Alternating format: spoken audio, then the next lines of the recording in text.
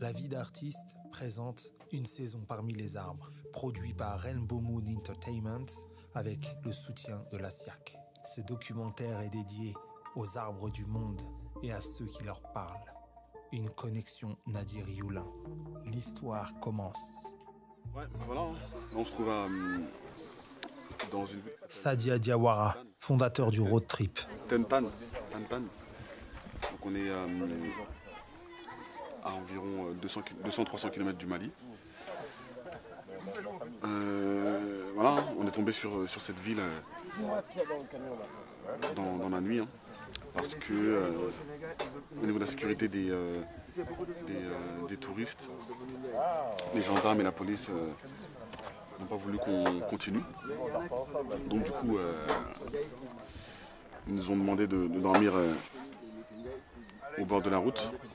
Et entre-temps, notre partenaire de l'ONG Arbre a gentiment trouvé un de ses amis qui loge ici. Et donc voilà, nous voilà en plein cœur d'un village mauritanien. Magnifique. Non, c'est vrai, parce qu'il faudrait qu'on change beaucoup de choses quoi, ici. Que les gens, toujours, on dit on est indépendant, mais c'est toujours la France qui tire les ficelles. Avec le franc CFA là, t'as vu? C'est toujours la France qui tire les ficelles ici. Comme Yaya, excuse-moi. Pourquoi pas? Ça va changer. Mais pourquoi pas? Voilà. Il faut y croire. Moi si j'arrive à faire un peu de politique en France là, je recommence la colonisation en Afrique. Pourquoi pas? Mais là, nous sommes toujours colonisés là. Hein. Les images du désert qu'on a vues, les images des gens qu'on va rencontrer, les images des gens qu'on rencontre chaque jour, les visages qu'on voit, la beauté des visages mauritaniens, la beauté des femmes peules, je sais pas, de tout ça, c'est énorme, ça n'a aucun prix. C'est pas la télé, c'est pas un documentaire de Géo, c'est pas des photos dans Géo justement, c'est pas des photos par image, c'est la vérité. On le voit avec la largeur réelle de l'écartement, 185 degrés je crois de nos yeux.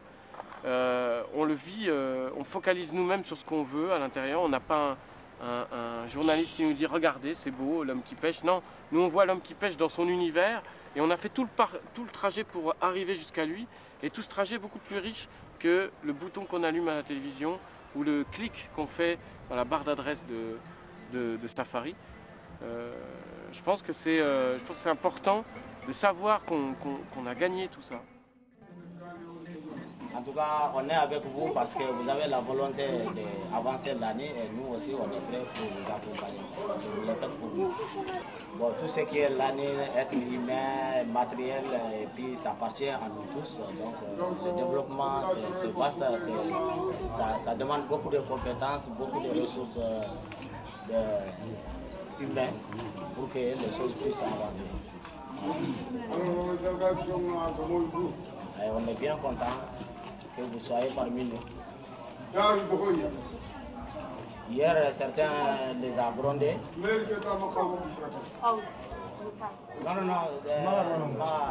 Non. C'est-à-dire que, parce que par rapport à leur âge, certains disent que bon, ils doivent rester pour que les jeunes aillent les saluer.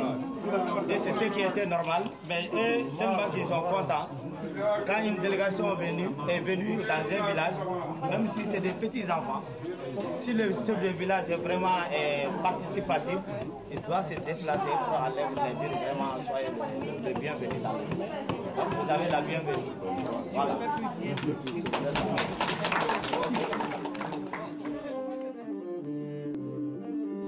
Vous savez, l'immigration a fait vraiment beaucoup de dégâts en Afrique. On pense qu'on a des millions chez vous. Il faut aller les chercher là-bas. Or que nous avons beaucoup de millions ici. Si nous travaillons, si nous nous concertons, on peut vivre aisément chez nous toutes les difficultés qu'on connaît en Europe dans l'immigration, dans les taudis que vous connaissez. Donc, c'est pourquoi nous avons fait le choix de venir ici. Voilà.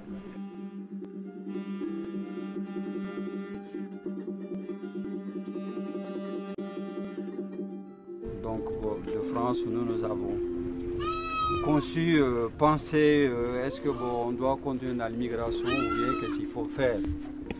Donc, dans la lancée, dans la démarche, on a contacté pas mal de ressortissants du village pour expliquer voilà, le phénomène, parce qu'à cette époque, il y avait la sécheresse au Mali.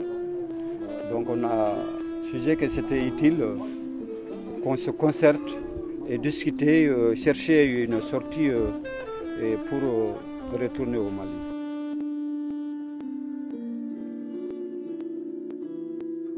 Et après la constitution du groupe, donc on a estimé qu'il faut demander les partenaires pour le développement, pour nous permettre de démarrer.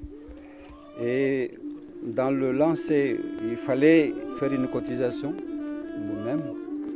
Et bon, on a dit que, parce que avant de demander les autres pour aider, il faut que soi-même soit quand même fasse un pas. Bon, chaque personne à l'époque, donc on a payé à peu près 10 000 francs. 10 000 francs anciens, ça fait à peu près 1500 euros. Hein? Et par-delà, maintenant, les ONG ils sont participés à nous aider jusqu'à 80% de notre projet. Le projet se levait à 60 briques CFA. 60 briques, ça fait combien 600 000 francs français. Donc, le toit a été financé par AXIR, CCFD, CIMAD, les trois ONG français. Donc, depuis lors, en 80, nous nous sommes engagés à faire la formation en France. On a demandé le parti migration, parce qu'il y avait un protocole d'accord entre le gouvernement malien et le français. Donc on a pris contact avec la caisse de développement actuelle. Maintenant, il n'était pas à caisse de développement, mais c'était voilà, la caisse française. Voilà. Et ils ont été favorables pour l'accueil de notre groupe pour la formation. Donc on a été formé en France, à partir du sud de la France, Nîmes. On a passé 6 mois de formation sur la terre. Après 6 mois maintenant, donc, on est retourné sur la terre en 81. En 81, les travaux ont démarré. Et défrichage et dessuchage à la main. Et tout a été fait à la main. Hein.